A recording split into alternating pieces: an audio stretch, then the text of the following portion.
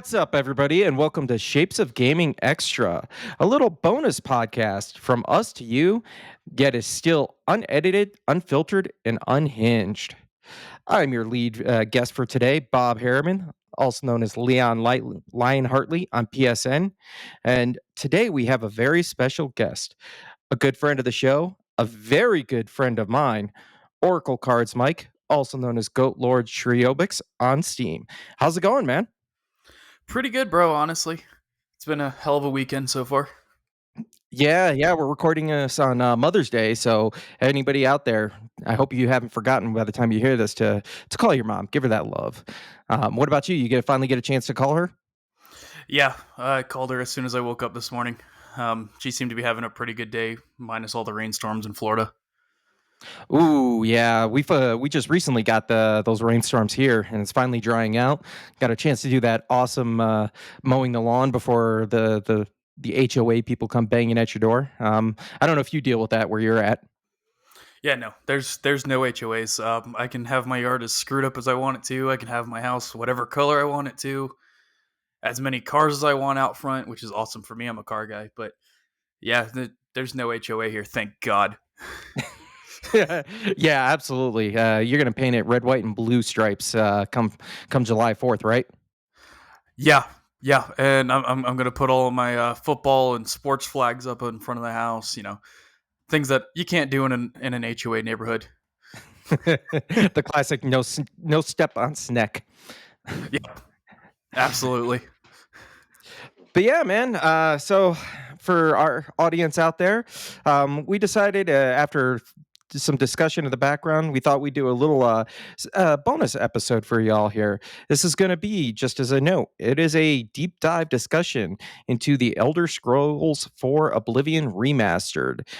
So if you are shy about spoilers, haven't played the game, even if it's the original in 20 years, or you're worried about any changes or anything that have been made along the way with the remaster, we will be discussing those. So this is your chance now to go ahead and exit the highway, and feel free to come back if you like. If not, absolutely, please stick around. Just a couple of things to cover. Remember, we're follow us and listen on your podcast service of choice. We're also on YouTube. Make sure to like, comment, subscribe, all of that good stuff. It helps this community grow. And as we grow, we can do better and cooler things. All right, so Mr. Oracle Mike, let's Elder Scrolls 4 Oblivion, man. This has been I know I try to get some more people here, but this is you and I going together. We both played this game pretty recently. What platform are you playing this one on? I've got it on PC. You know, I love my consoles. I've got it on PC. I've got the original on PS3. I also have the original on PC as well.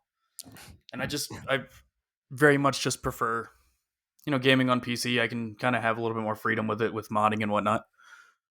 Oh yeah, absolutely. You can't mod on a PS5 because, unfortunately, or well, I mean, fortunately for me, being the console gamer I am, sitting on that PS5 Pro, definitely looking at I haven't gotten a chance to do PC. I don't have a PC game yet, and it'll be a cold day in hell before I go back to Xbox. But absolutely, man, that's good. Get some perspective because I'm interested to hear your thoughts on the differences in performance and some things that I'm hearing between the console version and the PC version. Are you playing? What kind of graphics card are you running with? I've got a 7900 XTX. It's a AMD card. Um, it's phenomenal. I've used it for literally everything as small as Minecraft. Um, and yes, it does play Doom. I know that that's a meme. Um, I, uh, I love this card. I use it for 4K gaming. I use it for 2K gaming. I've used it for 1080p gaming. It's absolutely phenomenal. Oh, good, good. Maybe I'll have to hit you up when I'm finally ready to get back into the PC world. Right? But yeah, okay, cool. Well, I guess we'll start this right off without further ado. Just hitting, give us some overall thoughts on your experiences so far, the positives, the negatives, anything overall that you'd like to I guess highlight about this amazing remaster. Okay, so First off, hats off to Virtuos for making a better Oblivion game than Bethesda probably could have. Um, Honestly, a better Elder Scrolls game. After Starfield, I kind of lost a lot of faith in Bethesda, but hey, it's Oblivion. Like, there's not really much more that can be said. The game's like history and the critical acclaim that it had originally still kind of ring true to this day. The remaster did a really good job of capturing 99% of everything everybody loved about the game. Um, it also has some of the things that people didn't like so much, bugs that are still very much present in the remaster that were in the original. But it's a Bethesda game. We kind of consider those features at this point. Um, yeah, I love it. I'm a massive fan of the original Oblivion. I probably got 3,000 to 4,000 hours minimum in the original Oblivion. I'm on my third disc copy of the game because my first two copies burnt from playing it so much. Um, and remastered's kind of like it's like me being a kid again, booting the game up again for the first time. I cried when the title screen popped up, and I know that's like a little baby thing to say, but it's my Oblivion. The original Oblivion was my like top game of all time. It's been game of the year for me for the past 12 years. So, um, Yeah, absolutely, man. I 100% agree with you. That you said that loading screen, just getting in and you hear that music, that main theme music that starts up, and the character is there, the hero of Kavach, if you will, standing in front of that Oblivion gate. Just it brings that what do you call that shiver up your spine? That just nostalgia. It instantly takes you back almost 20 years now at this point. uh, the game came out in uh, I can help you with that one. I It think it was came out like in 2000. 2008. Yeah. You're close. You're close. It came out in 2006. The original. Jesus. Lovely. Yeah. Yeah, You it's feel old yet? a little bit. Yeah. I remember being a kid. This shows the age gap between you and I a little bit. But I remember being a kid sitting in my pajamas with no shirt on in the living room while my dad played Oblivion. And I was like, what is this? Like, what is this masterpiece? Because I'd never seen a fantasy game like it before. Um, and I didn't realize later on that it would start an obsession. I had no idea little baby Mike would see that game and then down the line talk about having an Elder Scrolls tattoo, having owning every single game on disc and with Skyrim on like four different consoles. um, yeah, I didn't realize how much I would eventually fall in love with that entire franchise at that point in time, and it's like it's been a trip. Like no matter how much I go back to Oblivion, Morrowind, Daggerfall, I still play Arena. I love it. Um, Notice how I didn't say Skyrim. I'll get to that. Um, uh, no matter how much I go back to these games, it's like a fresh experience every time because we live in the modern era where we have internet guides and everything, but I like booting up these old games, not looking up nothing, figuring out things as I go along, and in the Elder Scrolls you can do that left and right. Oh yeah, absolutely. That's almost a set of the charm that comes with these. I call them Bethesda style RPGs. I know there's a catch-all for Western RPGs, but this is that it's just a unique experience that comes in. You're absolutely right. Your little boy playing and watching your dad play. It's interesting you say that because when I can tell you exactly where I started playing this game at first was a very unique moment in my life. I was in the middle of the desert. Doing 12-hour shifts between being a guard or gate guard or something of that nature. So anytime that I had down between those shifts, I would hit the gym as fast as I could, knock out that workout, maybe grab a snack, and then right into it because I managed to snag or sneak, if you will, an Xbox 360 and just happened to have a copy of Oblivion with me. Um, don't remember how I got it, but all I remember is sitting down and going, "My goodness!" There were two games that I touched heavily in that year. I was out on duty.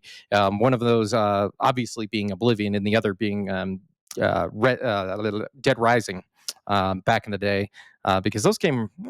out around that same time, the 2005 2006 era. I could be wrong. I would have to double check that, but I know Oblivion was 2006 at the time. But uh, yeah, man, you're absolutely right. This game is, from my perspective, this is a great example of how you can blur that line between a remaster and a remake. For those that aren't aware out there, what Virtuous did is they took the original engine and assets that came, so the AI and the character models that were used, and they just slapped the Unreal 5 engine on top of it. And I know that sounds like a weird way of saying it, but that's really what they did. They put it on top. So you end up with this weird line where it's true to the original and it feels like just an upres experience, but at the same time, there's something in the back of your head that goes, "This isn't quite an upres, or this isn't quite the same game." And then eventually, of course, like you said there, Mike, you end up with those little bugs along the way, that little bit of charm that you go, "Oh, this is the Oblivion I remember," and you've got that big smile on your face. I don't know about you, but I had an experience where I was showing a friend of mine the game because he's never played an Elder Scrolls game. He and knowingly admits that there's a certain level of appeal, but he understands that they take a lot of effort and time Yeah. to play. And he said, "Oh, you can," I'm showing him spells. He's like, "Wait, you can cast some fireballs at anybody and anything?" I'm like, "Yeah, absolutely." And we're in the capital city there. In Citadel, and he goes, "Well, why don't you hit that guard?" So I hit a one of the guardsmen with a fireball, and he immediately starts screaming bloody murder about how he's being attacked and needs help. And then within just a few moments, turns around, looks at my character, and runs up to me while he's still on fire, giving us that classic "Stop, criminal son, scum! You have violated the law." And we just had a great time laughing about it because that was the moment that I'm trying to explain to him, if this is what Oblivion is. You just lit a guard on fire. He screams that he needs help, and then still has the audacity to try to arrest you while he's burning alive. So it definitely makes those Oblivion in there. You mentioned before we get into to it a bit. So you mentioned some of the Elder Scrolls games. I know you alluded to Skyrim. Was Oblivion your first Elder Scrolls experience, or was it one of the older ones? Oblivion was absolutely my first Elder Scrolls experience. It was actually, honestly, aside from like GoldenEye 007 and other games from like the Nintendo 64 era, it was actually my first person game in general. Um, and I never played it in first person because it bothered me that I couldn't see my character that I spent so much time putting cool armor on. Um, which the Oblivion Remaster did fix. I actually really like the camera angle that they did with that, but we'll get more into that. Um, yeah, it was my first ever first person game, as well as my first Bethesda game, honestly. Um, and it like I had already said, it changed everything for me, honestly. um, I think it was like at that moment I realized that like there was more than just like Mario Kart and Sonic the Hedgehog games, and I still love those. I still play them all the time, but like there's nothing like booting up these old games, or in this case the remaster, um, and just like going through having a grand time, cutting down guards in the Imperial City, shooting fireballs at weird peasants on the waterfront. Like the game's got its own charm, and that might have just revealed a little bit of how I play the game, but it's fine. Oh, we'll definitely get there. Yeah, yeah, but yeah, that's absolutely it. It was the first. So from my perspective, Oblivion was not my first Elder Scrolls experience, but it was the first Elder Scrolls experience where it's the Danny DeVito meme from Always Sunny, where he's just like, "I get it, I finally understand it," because I played Morrowind on the original Xbox back in the day, and that is for anybody out there that doesn't understand, Elder Scrolls has evolved quite a ways, and Morrowind was the first junction into the console space. The previous two were on PC only, and the Morrowind was very, very rough, even by back in the day standards. You understood what happened only when you pressed a button. Um, unless you were the Uber kid, Uber kind of player that sits around and read all of the instruction manuals and read all of the menu options and the tutorials. And still, even then, it didn't give you everything that was in there. But yeah, Mike, you're right. This was Oblivion was that first game where you went, oh, this is what a true modern game can feel like. Yeah, Uh, we had first person before, but we didn't have anything quite like this. yeah. I mean, yeah. I'll give credit where credit's due. Doom was first person before Oblivion made it cool. I said what I said. There's no take backsies on that comment. Um, but yeah, like I from there. That's when I was like playing like Call of Duty World at War, um, like the first couple of Medal of Honor games because my dad had those for his PC, um, and like eventually like I don't know what happened, just something clicked and like I guess I didn't want to play with those toys anymore. You know that meme? Um, Oh uh, yeah. yeah, like I don't want to play with you anymore. And then it like I devolved into just pure fantasy games, and I still kind of sit in that web space where I'm like, if it's not Oblivion, it's not Morrowind, any of those, then it's World of Warcraft, it's Final Fantasy, it's like FromSoft, any of their games, any of the Souls like games. Like that's where I am now. It's not so much Tomb Raider as much as I loved it back in the day. Still love it. I still play Tomb Raider 2. I have a disc copy of it for PS1. Um, I still play like the Resident Evil games. I still play, Silent Hill and all those. But they don't have that special place in my heart like they used to. Um, it's taken over, yeah, by the Elder Scrolls franchise. As much as I hate to admit it sometimes, which I guess is Yeah. how I kind of got into D&D later, because Oblivion kind of is, honestly, if you really look at it, one of the first ways that we had of playing a video game version of Dungeons and Dragons, if you really want to look at it that way. Yeah, absolutely. I mean, don't get me wrong. There were D&D games out there. There were, I mean, we obviously have the seminal RPGs that came out before Oblivion, and I will never take away being the fanboy that I am of the RPG realms, the tropes of turn-based combat. Yeah. One of these days, I'd love to get to Expedition because I hear all of the great things about it. But you're right. This was everything was always turn-based. It was strategic, and in a way, D&D kind of is. But what's really separated, in my opinion, traditional role-playing games from what Oblivion really brought in, is like you alluded to. It wasn't just the mechanics of the game, but it was how you can interact with that world overall. I don't know if you noticed this, but when you first get out of the tutorial area and you break free from the sewers, you've got you got to go through and double check, make sure your stats they're like the way your character's the way you want, and the game checkpoints you and says, hey, this is where your last chance is before you start playing. But when you get come out of those sewers, you get the journal message that pops up about the quest for the main quest line, and tells you that, hey, you need to go to the priory, to find this find I don't remember his name. I apologize. The main character, Martin Septim, um, and the priory is in this direction. Or you can explore the world as you would see. Have fun. Good luck. And that even in the original was, wait, I don't have to be railroaded into this game. I can just do whatever I want whenever I want. And absolutely, that was it. And that kind of feels like D&D sometimes. You and I, we play and sit at the table, and sometimes I've got things planned out for you guys, and then sometimes you all just go off into your own world, and now all of a sudden, instead of being a procedurally generated game following the book, you got to acapella and spitball some things. Yep. Yeah. You'll come up with a whole plan, and then we say, "Hey, screw the rules. We've got our own plan," and that is true. I'll never forget being a young kid. Like the first time my family ever let me play Oblivion on my own. It was a really good experience to fuck around and find out. Pardon my language. But Oh, we don't care around here. yeah, I forget that sometimes. But it was a really good fuck around and find out experience. Left for the sewers, the game legitimately tells you nothing.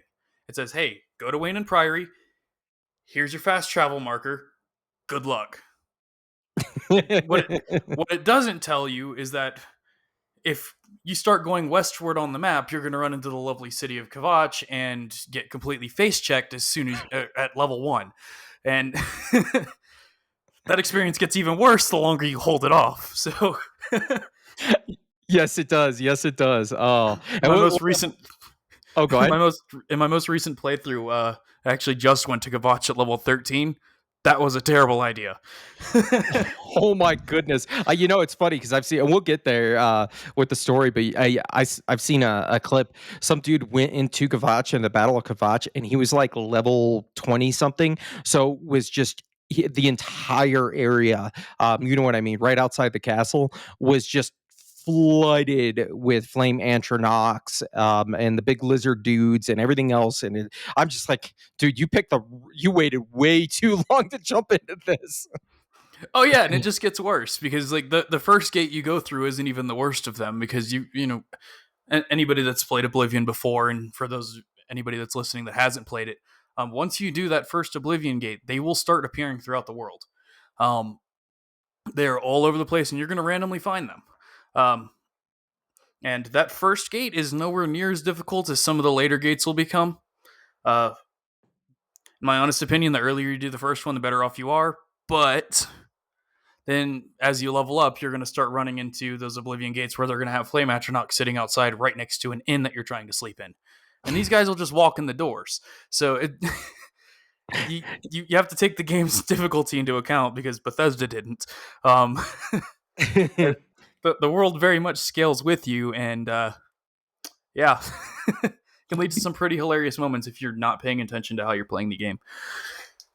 Yeah, absolutely. And we will definitely get there. But I do want to circle back, since we mentioned the Oblivion Gates, talking about this main story. So I was really happy, and it took me an embarrassing number of years to realize that they had a very, very well-known celebrity voicing the Emperor in the beginning. It didn't catch me because I was playing on a bad TV in the middle of the desert. So, what do you think about that? For those you start a character, you are a nameless prisoner.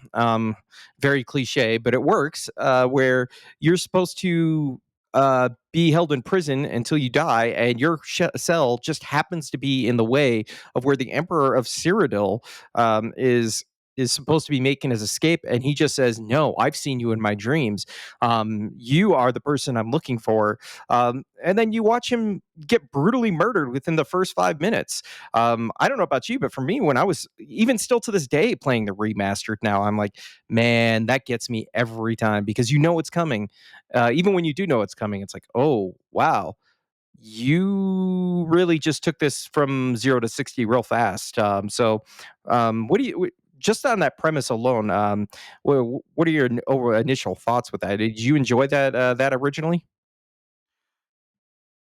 As a kid, it did really surprise me. But as an adult now, having played the other games and seeing that um, that like the other games where you save the Emperor, I think that was correct me if I'm wrong. I think that was Daggerfall. Those Correct. those lines get really blurred. Um, and then to Oblivion, where you boot up the game, you make your character as ridiculous as you want it to be, and you have the dark elf talking shit to you across the hall the whole time, and the guards show up and say, "Hey, it's your lucky day." Um, you start going through that sewer. You pick up the katana that you want to have forever, and you never can because it actually breaks the game. Fun fact: I'll actually talk about that. Um, um, and then the emperor gives you the whole at the end. He says that he can't go any further, and it stops you. You can't do anything, and you get to watch the emperor get murdered right in front of you. It still has the same charm in the remaster as it did in the original game, and like you said, it does go from 0 to 100 very quickly. Um, I don't think there's a better way they could have done it, honestly, because the entire game's pivoted off of that exact point. but goddamn, was that a punch to the face, Yeah, both absolutely. originally and now. So I got to ask the dumb question: did you try and loot the emperor's body afterwards? Yeah, you can't. There are ways that you could, if you there are ways you can exploit to try and loot the body. There's ways you can exploit to revive the emperor, and it completely breaks the game. Um, there's also ways that katana that I mentioned, you can successfully get it out of the sewer. But if you do, the guard that you speak to in the sewer will remain in the sewer the entire length of the game until you go back and hand him the katana. Um, because he's supposed to show up in it's Cloud Ruler Temple. Um, at the end of the game, he's supposed to be one of the blades there. And sorry, spoiler alert, everybody. Um, he's supposed to be one of the blades there, and if you don't give him that katana, he doesn't even spawn in. But you can go back to the sewers at any time, and him and the Emperor's body will both still be there. Wow, I never actually knew that. Of course, I guess I never tried to think about it that way. That's really cool to know that. Now I may have to fire up another run of this game and see what we get out of it. What I can do to really fundamentally break it. But that's pretty cool. You mentioned Cloud Ruler Temple, so um, I know that comes a little bit late. Well, that's actually your next, supposed to be your next stop. Where not supposed to be, but the Wayne and Priory is supposed to be. And you're supposed to meet Martin Septim and going through taking him to Cloud Ruler Temple. I don't know. I guess really what I'm trying to get at here is. So the story kind of has this very much the vibes and feels of, hey, no, oh crap, it has broken out. You are literally trying to save the entire world in existence as you know it is, from Mehrunes Dagon, the prince, the Daedric Prince of Destruction. But you mentioned those Oblivion gates, man, especially at Kavach. Uh, I don't know. There's something special about what they did to those portals. I don't know if you felt it when you were looking at it for the first time. Yeah, I will say, um, booting up Oblivion as it originally was versus the remastered, there was there was the cool factor, yeah, in the original game, but at least for me, playing it at 4K, um, walking up to those Oblivion gates for the first time in the remastered is a almost feels like an out of body experience. It is the way that they remastered it, where the original game, the sky would change color a little bit, and this one, as you're getting up there to Kavach, as you're going up near any Oblivion gate, you start getting that feeling. The music starts playing, and then when you walk up, for some reason, seeing this portal to hell in Unreal Engine 5 is just absolutely insane. And it's really intimidating. It really is. And it kind of more so brings home just how bad things are in Kavach. Um, versus the original game, you're like, oh, it's just a portal and there's some weird guys in cloaks with swords out front. But like UE5, Kavach is on fire. All hell is broken loose. Like it is it almost feels completely different, and I love it. I'm here for every second of it. Yeah, absolutely. You said it right there. All hell is broken loose. So, I mean, that is the premise of the game, or the story, after all, Yeah, is preventing the release of hell from hell on earth. Yeah, you said it so best. Is when you first see Kavach in the original, and it's like, oh, hey, there's a red. Kind of reddish circle portal looking oval sitting there, and then you get into the remaster and you get to that first one because Kavach is going to be your first portal. It's programmed to be the first checkpoint and experience of what's out there, and you just see it, and it's like it feels taller, it feels more foreboding, if you will. And you can see. Did you? I don't know if you noticed this, but you can see. When you're going through the portals at any given time, you can see what's on the other side, kind of like a reflection, if you will, of the yeah, other side. I don't know if you caught that. yeah. It was a really good attention to detail there. It was. Yeah, you couldn't do that in the original. That's for sure. The technology wasn't there at the time, and if they had done it, it wouldn't have looked nearly as good. Yeah. Oh, yeah. Yeah. This was now we're in Unreal 5 land, and the first one, I don't remember the engine, but it was not an Unreal engine. I'll tell you that much.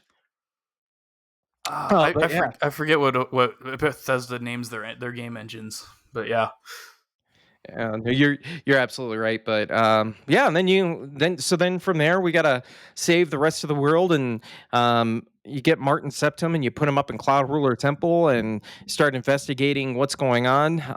I did want to so from there we take it takes a turn, and we have to basically do almost like a sleuthing part of this experience where you're investigating uh, the cult that's trying to bring about the end of days, the Oblivion, the mythic dawn.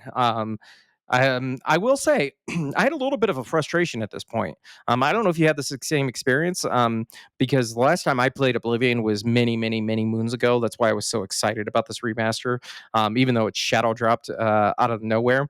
Was trying yeah, to find the mythic dawn. Uh, I guess you could say hideout, for lack of better terms, that was in the cave. Um, that that part frustrated me because I looked for a quest map marker, couldn't get it. I know there's some bugs with trying to get the compass to show sometimes. So I followed the normal steps I would, couldn't get anything. I read the books that you pick up, those four writings that are required in order to see it, and I still was like, I don't know what I'm supposed to do. So this was one of the few times where I was like, I think I remember, but I'm going to look this up just to be on the safe side.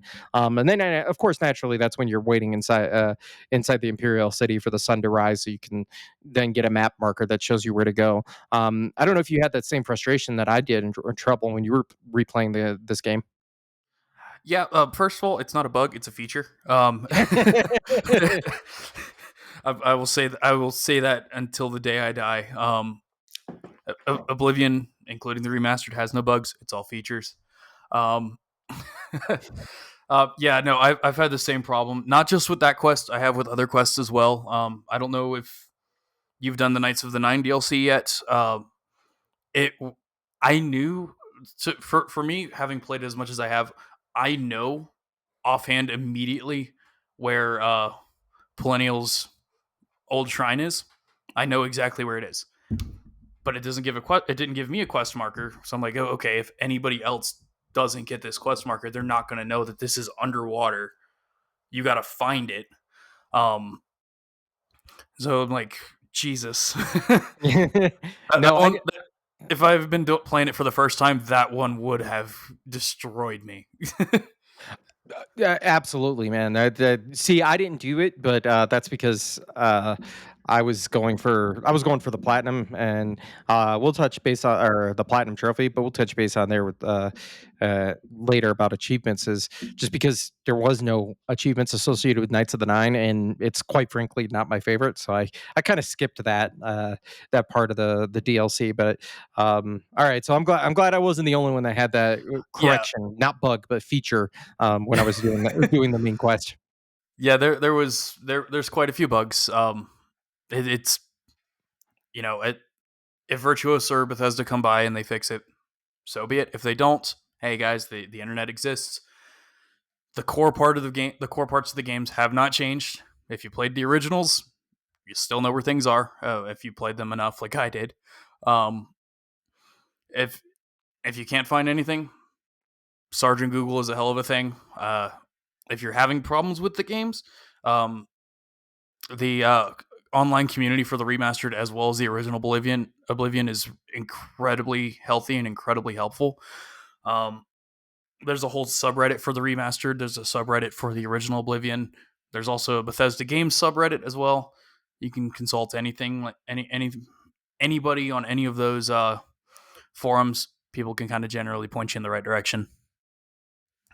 Yeah, absolutely. I found a few of them out there, because we'll get into the exploits later, but there were some exploits and things that were changed. Some that stayed the same. So I definitely would go searching into that community, going, all right, what's still here? And it surprised me how quick people found, yeah, different workarounds, like the the old athletics where you're jumping in the walkway was broken, but then I think it was not even a day later, somebody had already posted a video about how you could re-exploit. It was just in a different location. Well, But yeah, the exploits back then had more than one spot you could do them at too. We everybody just had like the number one spot for everything, and I guess like the community was just super quick and really, really, really, really, really fast. I don't even think it took like 2 hours after game launch before people were posting like, "This is where you get the most broken stuff. This is how you do this exploit," which is awesome if you're new to the game. But there's little tiny details people don't talk about if you decide you want to power level your stats a little too soon.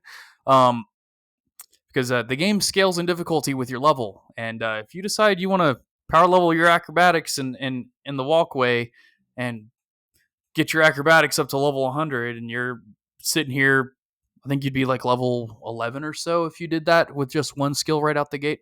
Because it's still level up a core skill 10 times to level to gain a level, just like it was in the original game.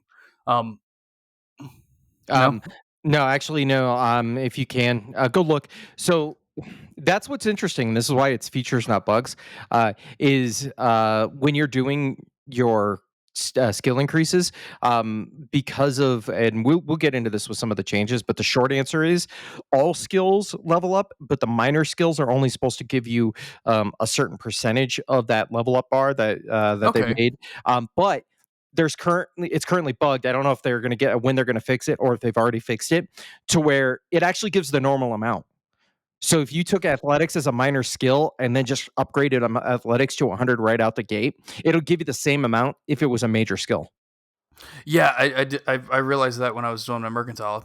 Sorry that I gave everybody false information there. Yeah, the original Oblivion was your main core skills. You leveled up 10 times, and or if you any of your major skills in any combination of them, 10 level ups will give you a level up in game, um, and you could then decide how you wanted to distribute your stats versus uh, current Oblivion Remastered. Won't say whether or not I like the new leveling system.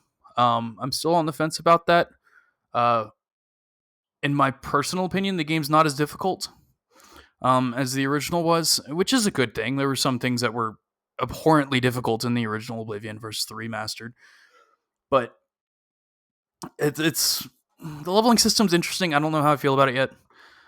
Bob, you've probably got something to say on that, but it's I don't know. It's not quite sitting right with me, but it's not bad. Yeah, absolutely. And we'll definitely get there when we start to when we discuss the changes because I have some insight and some thoughts on that. Because I absolutely did everything I could to min max for an old call out for you D&D players out there. Min max the hell out of my character in the original. Excuse me, based on the level up system and how it played out. But um, yeah, I guess the other thing I wanted to touch on with this main quest line was we have obviously there are the two other major touch points. One of them is getting the Great Gate to open up, which requires, of course, doing some more main quest line. It's all fetch questy stuff. I don't know about you, but this is where I felt like the main quest line was at its weakest point.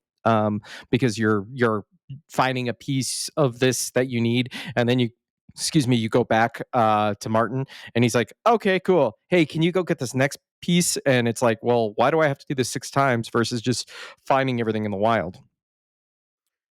I mean that harkens back to honestly like Oblivion at the time.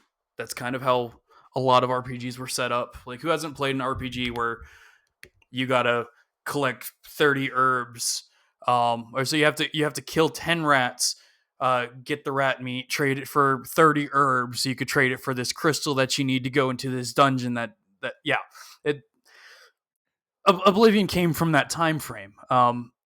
And thankfully they didn't change it, but at the same time, yeah, I can see how that's still like nowadays that's frustrating because we don't have games that send you on as many fetch quests. But I will say, at least it's not an escort quest. I hate escort quests where the NPC walks slower than you do. Especially when you max out your speed in this game and your walk speed is faster than their run speed. Yeah, yeah, yeah. Hey, you know what? The fetch quest do exist outside of the main quest line. I was so speaking of, I was so just like, oh, are you really keeping this to me when you first pick up your piece of Nern root? And then the quest Oh giver was like, my yeah, god. hey, I need you to find 10 pieces and bring it to me. And I was so excited. I'm like, yay, I brought him 10 pieces. And he goes, yeah, I need 20 now. And you're like, oh my goodness, why is this happening to me? I've never finished that quest line. I don't think. I think I maybe have done it once, but that was just more out of pure spite Yeah. of trying to get it. Especially if I don't know if you know this, but with the Nern root, you can't put it in the. And we'll touch on the factions, but when you become the Archmage, um, you can't put it in the enchanted chest and wait a week. That's one of the only ingredients that does not duplicate. Yeah. You also can't do the duplication feature bug, if you will, with Nernroot either. Yeah, that's I believe the quest is called Learning Your Roots. Um, yeah, that quest has gone down in infamy as like it's funny that you mentioned that one. Before I had even bought the game, I I've been on the Elder Scrolls subreddits for a long time. All right, and before I had even touched the game, one of the first things I saw, like literally the day of Remastered's launch, hey guys, does anybody have a guide on how to do the Learning Your Roots quest? I'm like, oh no, you too. And everybody keep in mind that the original Oblivion came out. The only things we had that could help us were blog posts, and like even those weren't trustworthy back then. So like, you yeah it's like 30 something pieces of Nern you have to find. It's literally every single one in the game. And plot twist, one of them is found in the what's the name of the tower? The mage tower that you get. Oh yeah, yeah, yeah. The did it Frostcrag Spire. Yeah, one of them is found in Frostcrag Spire, and you have to have the gold necessary to fully upgrade the building, so you can get access to the alchemy lab, so you can get it out of the alchemy lab. There, yeah, it is. It's infuriating because like they don't show up on the mini map. Nobody like you can't talk to NPCs to help you find them. Your only clue is that they grow by water. Yep, yeah, that's all they give you. And it's funny is that same quest. It must have been memed on. I swear, dude, it had to have been an inside joke over at Bethesda when they were launching this, or when they were making Skyrim, because you have to go and find those jewels in the Skyrim. In Skyrim, you know what I'm talking about? Those red crystal jewels, and there's like Yeah, 30 of them in the world, and like yeah. one's hidden in a dungeon, another one's in an NPC's bedroom that you would never think to go into. So I think we got a little trolled on that, but yeah. So I guess to circle back here, fetch quest. That's right, the main quest line, the fetch quest. That great gate scene, man. That great gate mission where you've got to go in, and that drill or whatever the siege weapon that I don't know if it has a name, but oh my goodness, but the the upgrade in visuals in that alone was almost worth the $50. I don't know about you, but I definitely got lost because I hadn't played this in forever. So doing that quest, I eventually just said screw it and started jumping across the lava. Um, what about you? Did you have any trouble with that one? No. I hate to say these things about myself, but like the unfortunately for me, having played the original as much as I have, the entire game, I knew where everything was. So like it's like I was playing Oblivion literally the day before Remastered was shadow dropped, so it was kind of not fair. Because the game hopped in, I'm like, okay, I know. Once I got out of the sewer, I'm like, okay, I know exactly what I'm going to do in what order. I remember telling you, Bob, like, hey, I'm going to go to the Shivering Isles. I'm going to knock out the whole Shivering Isles quest line. It took me 2 hours because I knew where everything was.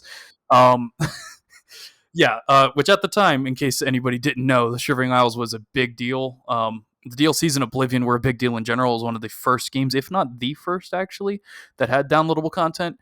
Um, and it was like getting a whole second game. And I blew through that quest line. Decided, okay, now we're gonna go do the Thieves Guild. just went to Castle Shaden Hall, looted everything in the castle, sold it all to my first fence, and had enough gold for the entire quest line. So it's like, yeah, there was only one single. There's only like singular moments where I get lost, and it's in all of the Elven ruins. I get lost in every single one of them, and I will admit that that's my own. It's my own fault for not paying attention to those better. But there wasn't really a point in the game where I got lost per se. There were points in the game where I screwed up big time. I will admit that. Never lost though. Yeah, no worries. Okay. I guess so final as part of this the main quest line as we get in there. You go ahead and the as your Mayrune's Dagon finally breaks through. This was the crescendo, man. This was the part that I paid the money for. This is the the piece that I was looking forward to the most out of the visual upgrades. That ending scene between in a battle between with Mayrunes and the dragon comes down. Oh my goodness, man. It felt like it meant in my mind, and tell me if you agree with this, is in my mind that's what the original Oblivion looked like in my head, even though I know that's ostensibly not the truth. Well, yeah, absolutely, absolutely. It was awesome in the original Oblivion.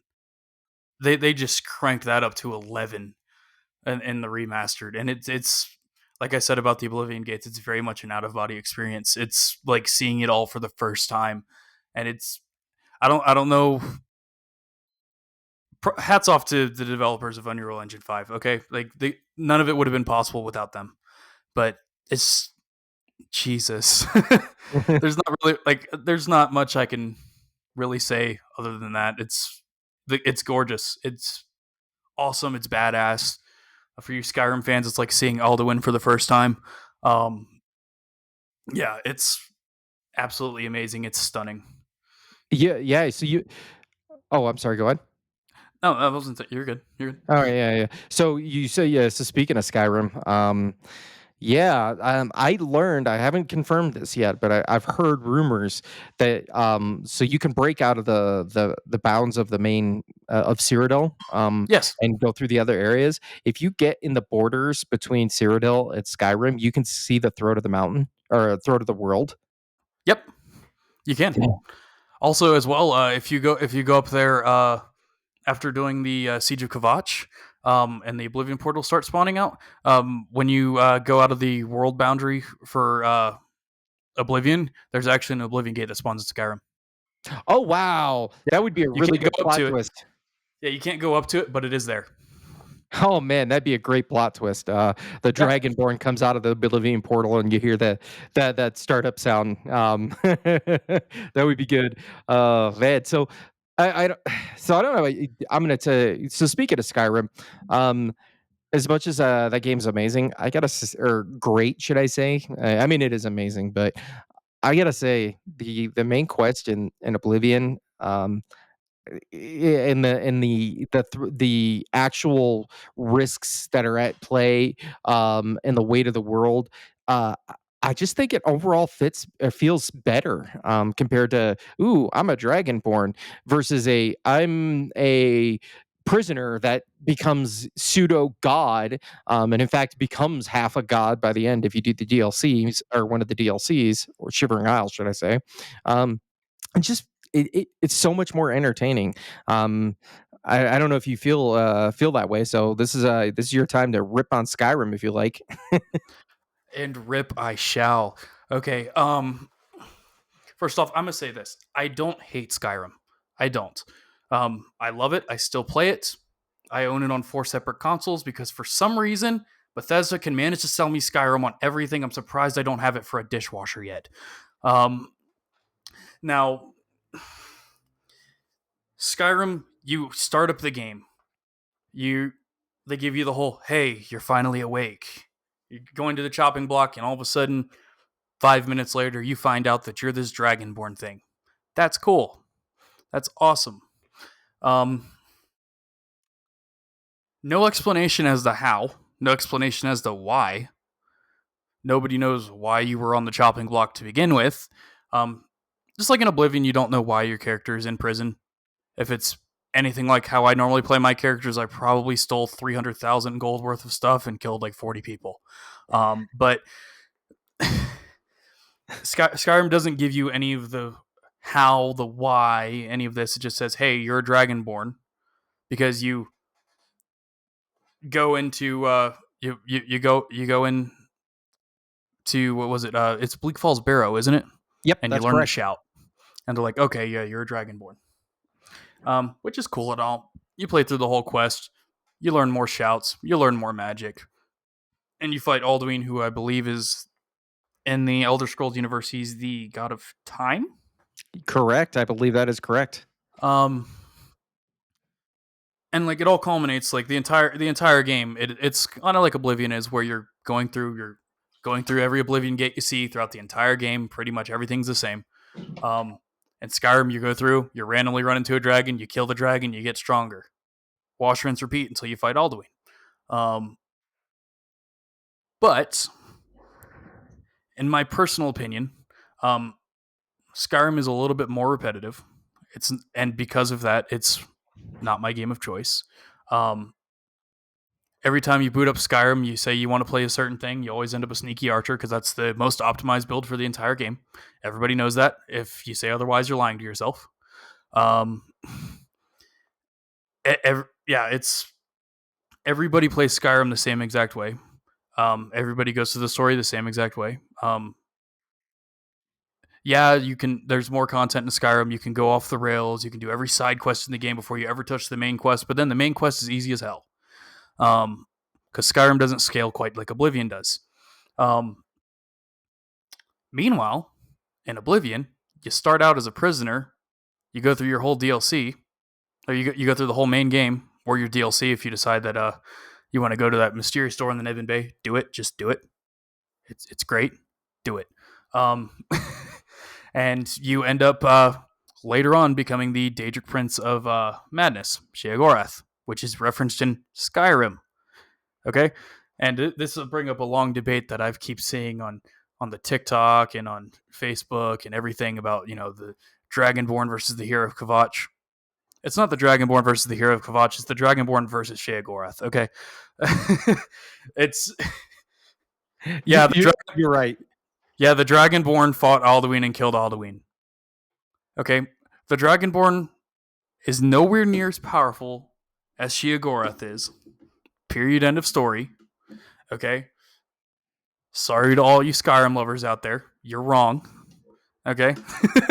um, there's the hero there's of a defender already right now typing it in the yeah, comments. I can hear it. yeah, and when another reason why I can say you're wrong about Skyrim too is how many people listening to this, how many people have played Skyrim as well, that might not be listening to this, that currently still play the game without mods.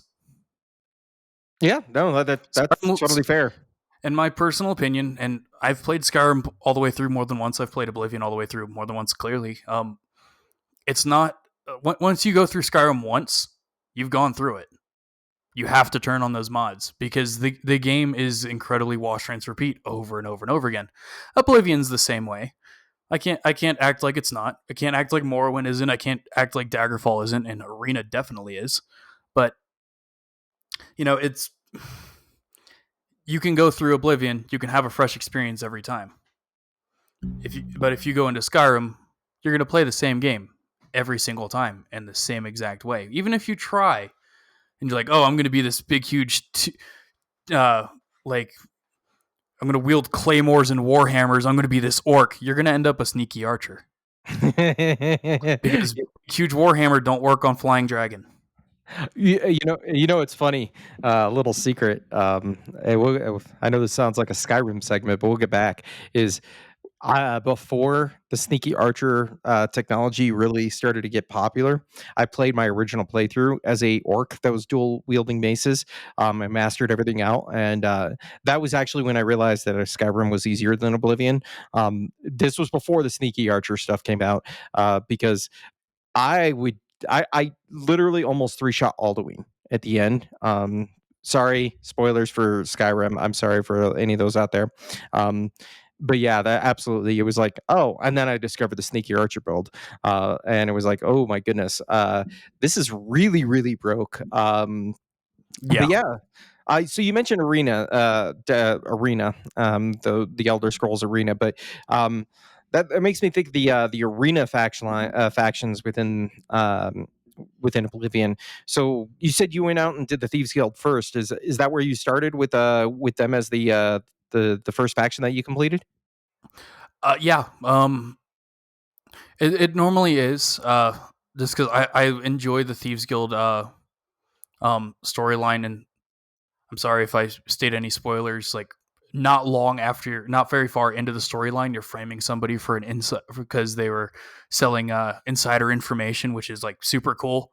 Um, but yeah, it's the Thieves Guild has, in my opinion, the most involved storyline, whereas the Fighters Guild, you start out, you're like, okay, go kill these rats. Okay, now go do this. Okay, now go do this. And then the Mages Guild line is a whole bunch of whatever the hell they feel like. But you end up finishing the Fighters Guild and the Mages Guild relatively quickly. The Thieves Guild, you have to try. You have to get away with stealing items. You have to steal a certain amount of them. Um, and I know I talked to you about it, Bob, where I raided the entirety of Castle Shadenhall and then made the Walk of Shame clear across the entire map over encumbered. You got to do things like that sometimes, and the Thieves Guild questline, and for me, it's the most entertaining. You get to become the Gray Fox. Spoiler alert. Um, Oh, this did so. Oblivion's a spoiler alert. This whole episode, but yes, keep going. Gray yeah, Fox, you're touching on it. I love it. yeah. You get to become the Gray Fox. It's awesome. Like it's one of those times in the Elder Scrolls franchise where like you see like everything culminate, and it's not the main quest line. It works the same way in Skyrim with the Dark Brotherhood. You see the culmination of everything. You see the build up, and then you get there, and you're like, "Oh my god, I'm awesome." Yeah, you're right. I'm awesome. The, yeah, stealing, like you said, stealing a certain amount of gold in order to be able to hit the next checkpoint to be able to start the quest line, was just. I don't know. It was so entertaining. And then like you said, the quest line itself, that you're going through, and then it's, oh, hey, the Gray Fox really just wanted an Elder Scroll because he's trying to rewrite time and existence as it is. And you see him use an Elder Scroll. I was like, oh my goodness, did he just absolutely do that? Yeah, and it's awesome. I mean, obviously, the Elder Scrolls are in every single Elder Scrolls game, but like that's for me, that was like one of those like, wow, what the fuck? Like Yeah. in Skyrim, you see so many of them, but like the Gray Fox is just over here, like, "Hey, I'm gonna use this," and you're like, "No, you won't." And he's like, "Yeah, yeah, I'm gonna use it." Yeah, they give you a warning. Anybody that's even able to read an Elder Scroll goes blind, and this dude over here just casually rewriting existence like he's Thanos. Yeah, it's absolutely insane. Absolutely insane. So God, I love that whole quest line. oh yeah, absolutely. So is that the? Well, we'll touch that in a minute. So yeah, I guess really the Thieves Guild is. We got to talk about it, man. I'm sorry, but Thieves Guild, in my opinion, and I don't know if you feel this way, is second fiddle only to the Dark Brotherhood. Oh yeah. Oh yeah. Okay. I will say so I've played Oblivion through shit. It's probably 300 400 times all the way through the original game at this point. Um and I kid you not, I forgot about the Dark Brotherhood. Cuz like it became like so like it's not like forgot it in a bad way. It became so ingrained in my playstyle that I'm just like, "Oh, this is going to happen." Um that I didn't think in the remastered. I was like, oh, I'm gonna kill somebody. Oh well, and it was the Adoring fan because I hate it. I hate it. I hate it. I hate it. I can't do it. Even in the remastered, guys, he's still just as annoying as he was in the original. Um, yeah, I did not sit there and think, oh well, you know what, this is gonna open up this whole bag of worms. And then Lucien LeChance shows up, and dear God, it is way creepier in Unreal Engine than it is in the original. Oh my Like, goodness, you're absolutely right. it's like, you sleep rather soundly for a murder. I'm like, first off, dude, I'm in a cave. How the hell did you find me? Oh, Like, oh, you had that experience too, where yeah, you're taking a nap in a cave and he just shows up. yeah. I was like, oh God. Oh, that was I think I was in the I think I was actually in the middle of doing the Mythic Dawn main quest line, and I had a level up. So I was in the Mythic Dawn's temple, right outside the entrance, and was like, "Oh, I need to level up. Hey, there's a happens to be a convenient sleeping bag." So I take down, and all of a sudden, LeChance shows up. You sleep soundly for a murderer. I'm like, dude, I'm in the main quest line. You're side content. Get out of here. Yeah, yeah. No matter what you're doing, he will find you every single time. And it's a whole lot less involved than the Skyrim's Dark Brotherhood is. Where like I forget where you started in Skyrim. I hate to say that, but like you go through the whole ritual, whatnot, with the little boy trying to summon the Dark Brotherhood. Yep. Versus Oblivion, you just kind of happen to stumble upon it. Because I guarantee you, in your playthrough, no matter who you are, you're going to accidentally kill somebody, and you're going to trigger the bloodline or not the quest line. Shit. Yeah, absolutely. You will accidentally. I know that for my start, there was so. I will say, I've been in the main quest line where you've got those multiple NPC battles, and I go to backstab. I was playing a stealthy dagger build, and we'll get into our characters here in a little bit. But I go to backstab somebody as I'm stealth, and an NPC walks right. Some random guard walks right in front of me, and I hit him for 8 times damage and just one shot the dude, and I'm like, oh, here we go. But I actually got it from the Mages Guild when I don't remember which part of that Mages Guild, the name of the quest, but you've got to sneak in and go report to find the one female mage that ultimately betrays the guild. But it's coming. You're like, all right, it's kind of foreshadowed. So I thought I'd get smart and kill all of the people on the way in because I'm going to have to do it anyways on the way out. And apparently, when you do that on the way in, the game codes them as not hostile. So Yeah. as soon as I one shot one of them, I got that message. An ominous and cold presence has monitored your murder, and I'm like, what? Okay, I guess we're starting the Dark Brotherhood quest. Yeah. Yeah. I'm on my third playthrough of Oblivion Remastered right now. If that tells you how quickly I've gone through everything. This time around, I accidentally got it in the sewer. When all the guards are fighting the Mythic Dawn assassins, I accidentally killed one of the guys, and I was like, great. Oh no! Immediately, as soon as I get out, I'm gonna get a talk from LeChance. Like, as soon as I get out, and yeah, it happened. I went to the fort right by the sewers because that's where I go to get my first set of armor. And laid down on one of the bedrolls, and there he is. I'm like, great. We're not even 30 minutes into this damn game. That's actually the best part of that faction or that quest line series, if you will, is just the Fighters Guild and the Mages Guild. You kind of just show up and you sign up on a sheet and you're like, I want to join the guild, and they're like, all right, sign here, cool, you're part of the member now. And then naturally with the Thieves Guild, it's a little bit more nuanced, but it's ostensibly the same thing.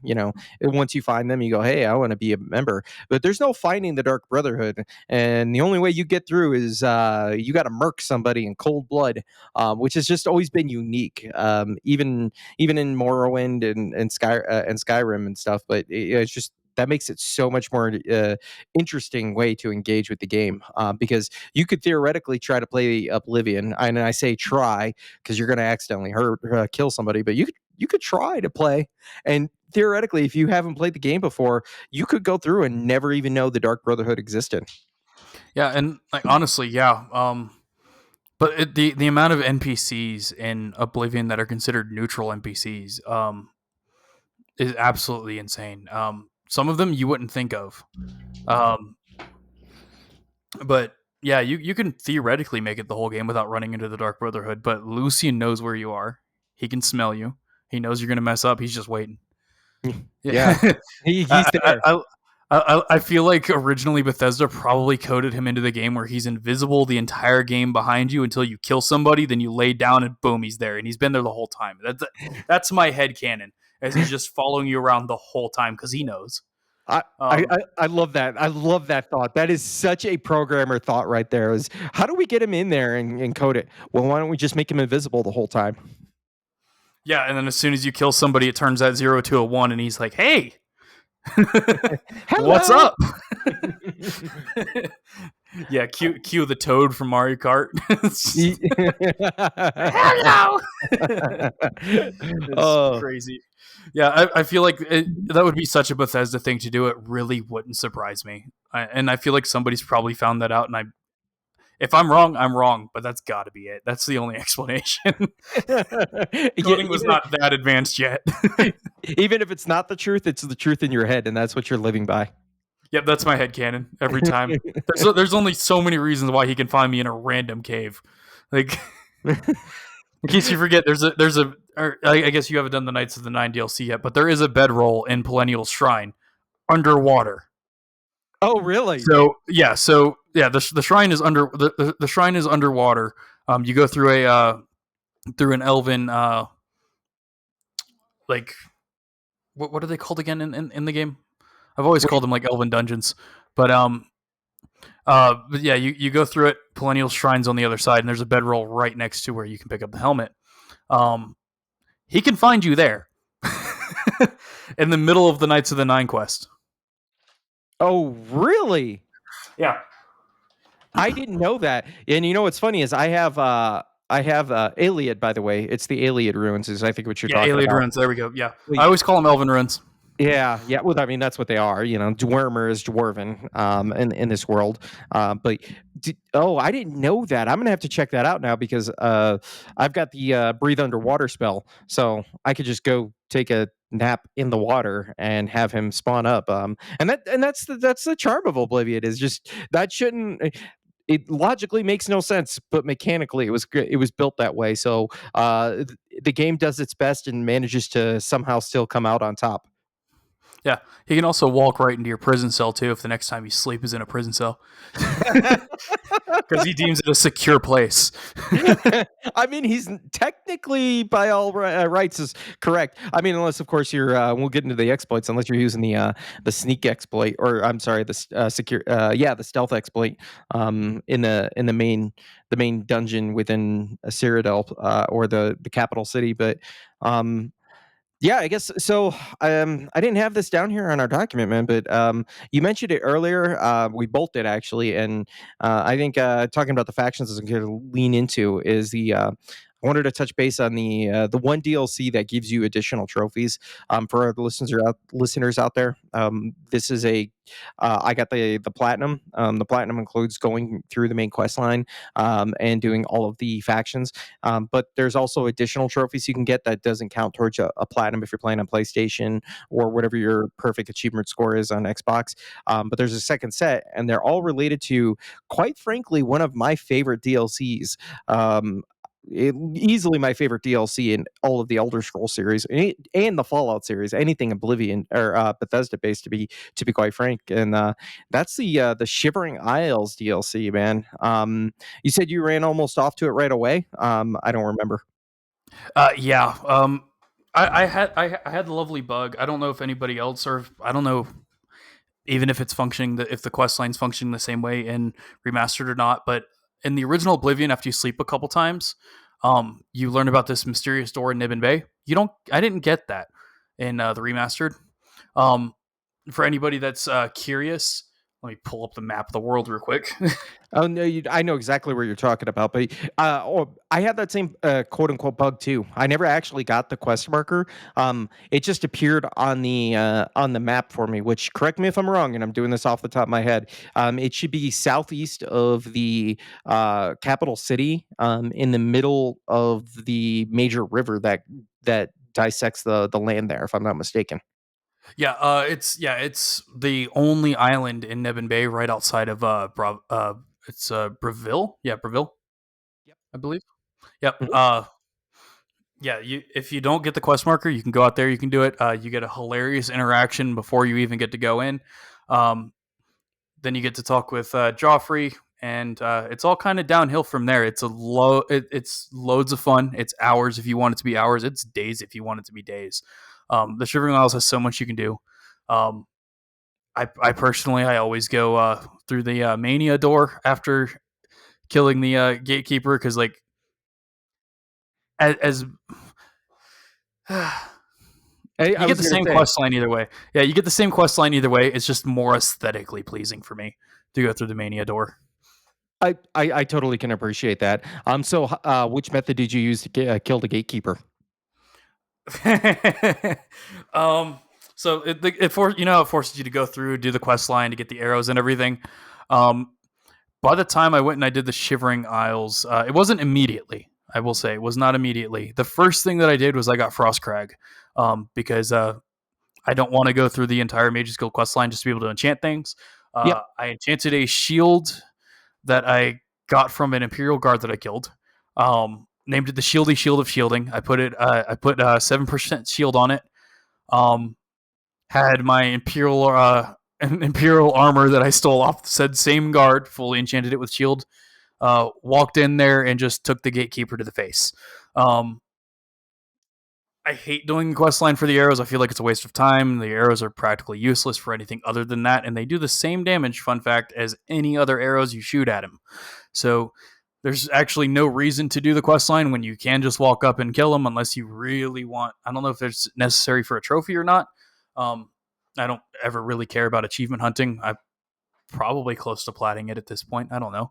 Um, but yeah, you can walk up there and just take him to the face. He doesn't do a whole lot of damage as long as you actually have proficiency with the armor you're wearing.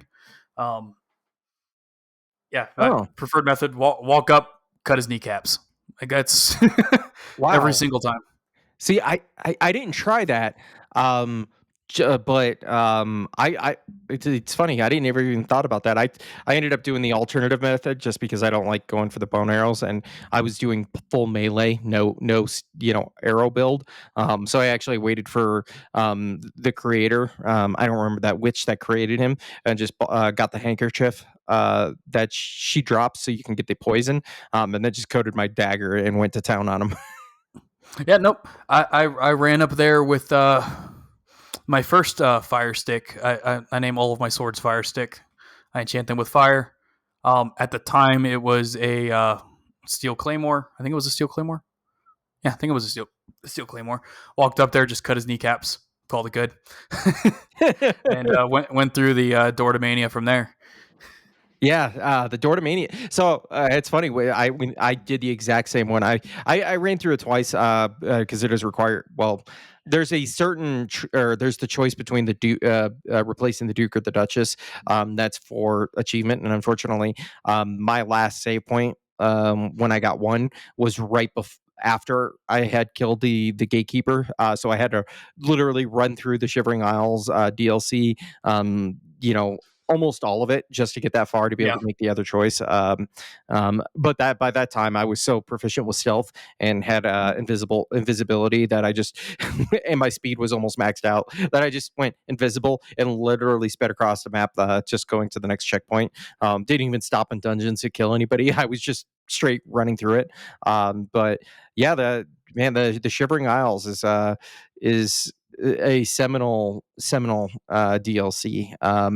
Uh, Getting to meet Sheo Gorath, that voice acting is some of the best voice acting in video games, and I do not say that lightly. He did an amazing job. I don't even remember the voice actor that did it, but he really portrays that ultimately, for people that may not have played this, is Sheo Gorath is the Daedric Prince of Madness, but he's not just the Daedric Prince of Madness. He's the Daedric Prince of Order, Jiggalad, and the other Daedric princes were just jealous of him, so they cursed him. And he gets to return every now, every at the end of every era, yeah, to become Jiggalad, and then he goes back to being Sheogorath. But man, that split mind mentality of somebody who's completely lost it just a little bit, but you could still see bits of sanity. You feel it in the voice acting that's there. yeah. And to on who the voice actor was, it was Wes Johnson. Okay. in Oblivion. Um, yeah, yeah, he was in Head of State, Invasion for Richer or Poorer, things like that. Yeah, the God, the voice acting on Sheogorath in that game was phenomenal. It was great in Morrowind too. That was a I forget who voiced it in Morrowind. You can feel free to look that up if you want to. But Sheogorath has been in I think every single Elder Scrolls. I don't think he might not have been in the first two. I don't remember off the top of my head. I don't think so, but I don't remember. Those were so long ago, and my exposure to him is very limited. Yeah, it's been a while since I've played Daggerfall or Arena. Um, but yeah, also fun fact on the topic of Sheogorath. And spoiler alert, I know this whole segment is nothing but spoilers, but once you become Sheogorath, um, in the main quest line, or in the main, not main quest line, when you go back to Cyrodiil, if you go to the statue of Sheogorath and you pray to it, Joffrey talks to you and talks about how weird it is that you're praying to yourself, but whatever floats your boat kind of floats your boat. Um, in case you didn't know, and it's not Joffrey. Joffrey's the Wayne and Priory guy, but your helping hand as Sheogorath speaks to you through the statue and says it's really weird that you're praying to yourself, but hey, whatever works. That's actually really well done. I never Yeah, knew that you could do that by going. I guess because I never bothered going to his shrine. At least not in the remaster. And I'll touch on that here later. But yeah, I never did it in the remaster, so I didn't think yeah, they about kept that. it. They kept it from the original game.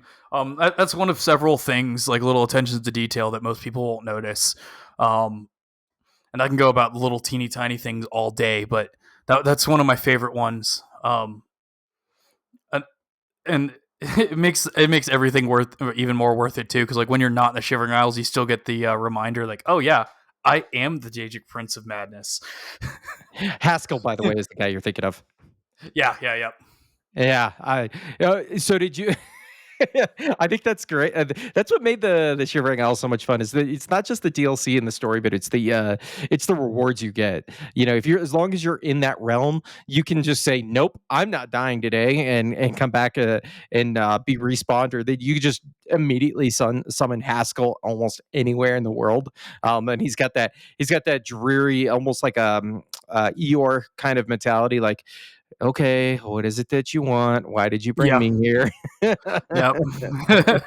He's like the annoyed butler, but it's so much better than the adoring fan. Oh my goodness, It's so much I better than forgot the about adoring fan. that. Oh. Oh my god. Jesus. But yeah, no, poor Haskell. Yeah, once you finish that DLC, it becomes your sandbox, the entirety of Shivering Isles, and it's so much fun. Even after you've done the main quest line.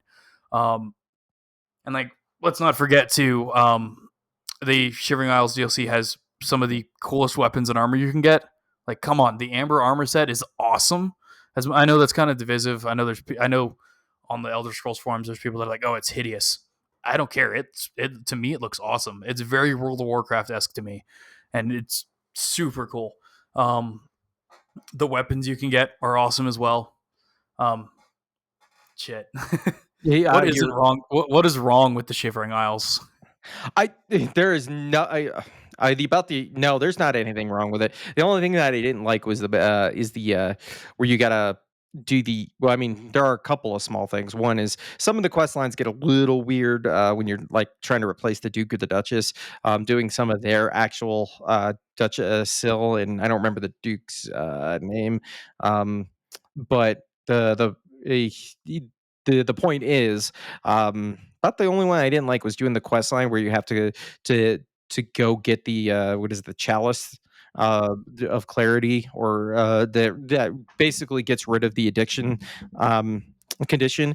Man, that part was annoying because it's like, oh, I'm almost out of, or I'm becoming I'm fiending for my next fix of this drug that I am required to take. Um, that's not skooma, and it's required in order to do this line. So I'm not sure if I like this. But yeah, you're right. There's not there. I've yet to find really anything that I truly disliked about that DLC. Yeah, So and it really does hold up. It's what you said, 2006, almost 20 years later. Yeah, Shivering Isles still definitely holds up. It's still just as much fun as it was back then, and like now we know more and we can exploit it more and do even crazier shit than we could back in '06. I think when did Shivering Isles DLC come out? '07, '08. I want to say it was the last of the DLCs because the Knights of the Nine was first. I do remember that. Yeah, I'd have to go look that up. Yeah. So you mentioned, so speaking of, since you mentioned it, breaking the game here. I wanted to talk a little bit about the changes, the differences in the remaster to, I say remaster, but it's almost a remake to the yeah, original, specifically balancing. Well, we'll touch on, but you mentioned the leveling up in this game.